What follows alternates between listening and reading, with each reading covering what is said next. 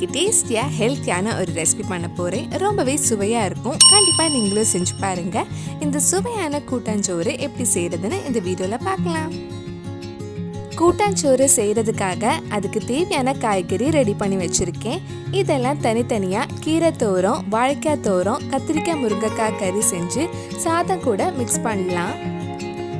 First கீரை வேக வைக்க போறேன். கீரை உருவி நல்லா வாஷ் பண்ணதுக்கு அப்புறம் எடுத்திருக்கேன். கீரையோட கலர் மாறாம இருக்கிறதுக்காக கொஞ்சமா பேக்கிங் சோடா ஆட் பண்றேன். நீங்க பேக்கிங் சோடாக்கு பதிலாக கொஞ்சமா சுண்ணாம்பு கூட ஆட் பண்ணிக்கலாம். கீரை நல்லா வதங்கட்டும். அதுக்குள்ள நம்ம இன்னொரு கடாயில வாழைக்காய் வேக வச்சிடலாம். வாழைக்காய் வேக வைக்கிறதுக்காக கொஞ்சம் தண்ணி சூடு பண்ண வச்சிருக்கேன். தண்ணி சூடானதும் நம்ம வாழைக்காய் போட்டுடலாம். இது கூட தேவையான அளவு உப்பு, 1/4 டீஸ்பூன் மஞ்சள் பொடியும் ஆட் பண்ணிக்கோங்க.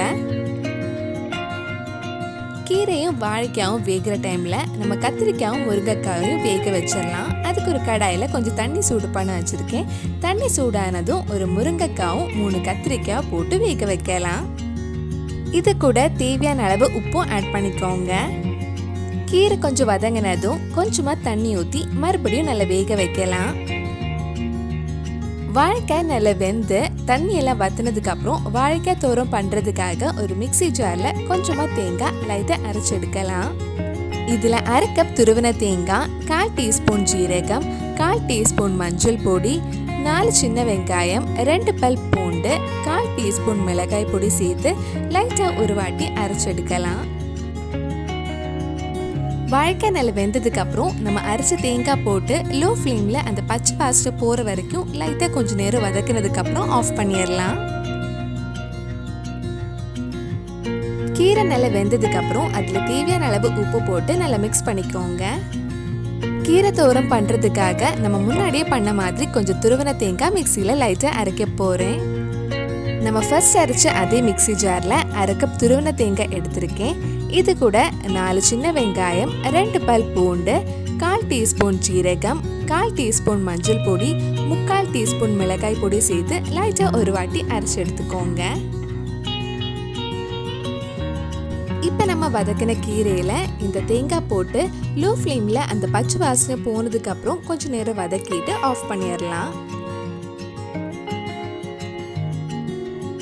அடுத்தது கத்திரிக்காய் முருங்கைக்காய் கறி ரெடி பண்ணலாம். இதுல கொஞ்சம் தண்ணி அதிகமா இருந்தாலும் பரவாயில்ல. கத்திரிக்காய் முருங்கைக்காய் வெந்ததுக்கு அப்புறம் அதே மிக்ஸி ஜார்ல 1/2 கப் துருவின தேங்காய் எடுத்திருக்கேன். இது கூட 4 சின்ன வெங்காயம், 2 பல் பூண்டு, 1/4 டீஸ்பூன் மஞ்சள் பொடி, 1/4 டீஸ்பூன் ஜீரகம், 3/4 டீஸ்பூன் மிளகாய் பொடி சேர்த்து கொஞ்சம் தண்ணி ஊற்றி நல்லா நைஸா அரைச்சு எடுக்கலாம். இப்ப நம்ம அரைச்ச தேங்காய் இதுல ஊத்தி நல்லா மிக்ஸ் பண்ணிட்டு கொஞ்ச நேரம் கொதிச்சதுக்கு அப்புறம் ஆஃப் பண்ணிருங்க. இப்ப வாழைக்காய் தோரம் கத்திரிக்காய் முருங்கைக்காய் கறி தாளிக்கிறதுக்காக ஒரு சின்ன பேன்ல கொஞ்சம் எண்ணெய் சூடு பண்ண வச்சிருக்கேன். எண்ணெய் சூடானதும் நம்ம கடுகு போடலாம். கடுகு வெடிச்சதுக்கு அப்புறம் கொஞ்சம் கறிவேப்பிலை போடுங்க. போட்டதுக்கு அப்புறம் பாதி வாழைக்காய் தோவரத்திலையும் பாதி கத்திரிக்காய் முருங்கைக்காய் கறியிலையும் ஆட் பண்ணலாம். கீரை தோரம், வாழைக்காய் தோரம், கத்திரிக்காய் முருங்கைக்காய் கறி ரெடி பண்ணியாச்சு. அடுத்தது கொஞ்சம் உளுந்தம்பருப்பு குழம்பு ரெடி பண்ணலாம். குழம்பு ரெடி பண்றதுக்காக ஒரு பேன்ல 1 டேபிள் ஸ்பூன் உளுந்தம்பருப்பு எடுத்திருக்கேன். அது கறியிடாம லோ டு மீடியம் ஃப்ளேம்ல லைட்டா கொஞ்சம் வறுத்து எடுக்கலாம். இந்த மாதிரி வறுத்ததுக்கு அப்புறம் கொஞ்ச நேரம் ஆற வச்சிருங்க. நல்லா ஆறினதுக்கு அப்புறம் இது ஒரு மிக்ஸி ஜாருக்கு மாத்தலாம். இது கூட ஒரு காஞ்ச மிளகாய், 1/2 கப் துருவின தேங்காய், 1/4 டீஸ்பூன் ஜீரகம், 1/4 டீஸ்பூன் மஞ்சள் பொடி சேர்த்து நல்லா நைஸா அரைச்சு எடுத்துக்கோங்க. இப்போ ஒரு பேன்ல கொஞ்சமா எண்ணெய் ஊத்தலாம். எண்ணெய் சூடானதும் கொஞ்சம் கடுகு போட்டுக்கோங்க. கடுகு வெடிச்சதும் இதுல 2 காஞ்ச மிளகாயும் கொஞ்சம் கறிவேப்பிலையும் ஆட் பண்ணலாம்.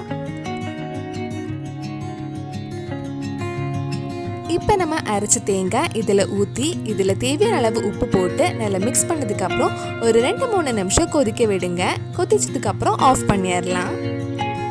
இதுல குழம்புக்கு தேவையான அளவு தண்ணியும் ஊத்திக்கோங்க. உங்களுக்கு தோரத்திலையும் குழம்புலையும் எவ்வளவு காரம் வேணுமோ அதுக்கு ஏற்ற மாதிரி மிளகாய் பொடி நீங்க ஆட் பண்ணிக்கோங்க. இப்ப எல்லாமே ரெடி ஆயிடுச்சு. இனி இதை சாதத்துல போட்டு மிக்ஸ் பண்ண வேண்டியதுதான். நான் இன்னைக்கு சாதம் வீட்டில் எப்போ வைக்கிற அரிசியில தான் பண்ணியிருக்கேன். இதை நீங்கள் பச்சரிசிலையும் பண்ணலாம். ஃபர்ஸ்ட் நம்ம ரெடி பண்ண சாதம் ஒரு பெரிய பாத்திரத்தில் போட்டதுக்கு அப்புறம் நம்ம ரெடி பண்ணி வச்சிருக்கிற கறி எல்லாமே ஆட் பண்ணலாம்.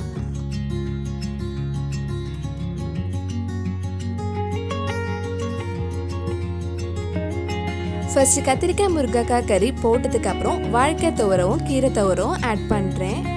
நம்ம சேனலில் இதுக்கு முன்னாடி நிறைய veg recipe, rice varieties, Nagercoil special recipes எல்லாம் பண்ணியிருக்கேன். அதோட வீடியோஸ் எல்லாம் நீங்கள் இன்னும் பார்க்கலைன்னா அதோட லிங்க் கீழே டிஸ்கிரிப்ஷனில் இருக்குது. மறக்காமல் அந்த வீடியோஸும் போய் பாருங்கள்.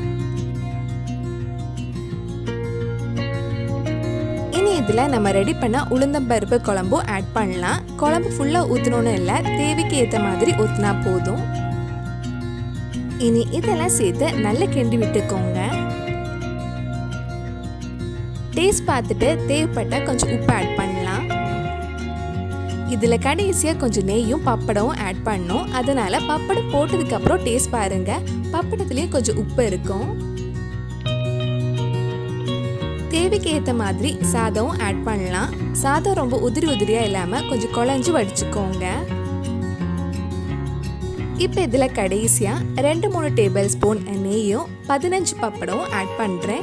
நம்ம எவ்வளோ பப்படம் ஆட் பண்ணுறோமோ அதுக்கு ஏற்ற மாதிரி டேஸ்ட்டும் ரொம்ப நல்லாயிருக்கும். 15 பப்படம் போட்டு பொடிச்சு எல்லாம் சேர்த்து நல்லா கிண்டி விட்டுக்கோங்க.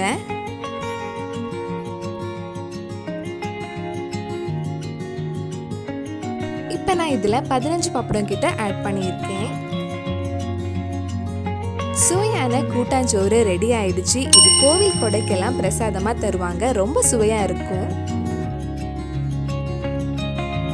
ஹெல்த்தியாக டேஸ்டியான கூட்டாஞ்சோறு ரெடி ஆயிடுச்சு. கண்டிப்பாக நீங்களும் இந்த சுவையான ரெசிபி உங்கள் வீட்டில் செஞ்சு பாருங்கள். பிடிச்சிருந்தா இந்த வீடியோவை லைக் பண்ணுங்கள், உங்கள் ஃப்ரெண்ட்ஸ் அண்ட் ஃபேமிலிக்கு ஷேர் பண்ணுங்கள். வேறு நல்லா ரெசிபி நம்ம சேனலில் ட்ரை பண்ணி கீழே காமெண்ட் பாக்ஸில் சொல்லுங்கள். நீங்கள் இன்னும் என்னோட சேனலை சப்ஸ்கிரைப் பண்ணலைன்னா மறக்காமல் சேனலையும் சப்ஸ்கிரைப் பண்ணுங்கள். கூடவே அந்த பெல் ஐக்கனையும் ப்ரெஸ் பண்ணால் நான் புது வீடியோ போட்ட உடனே உங்கள் ஃபோனுக்கு நோட்டிஃபிகேஷன் வந்துடும்.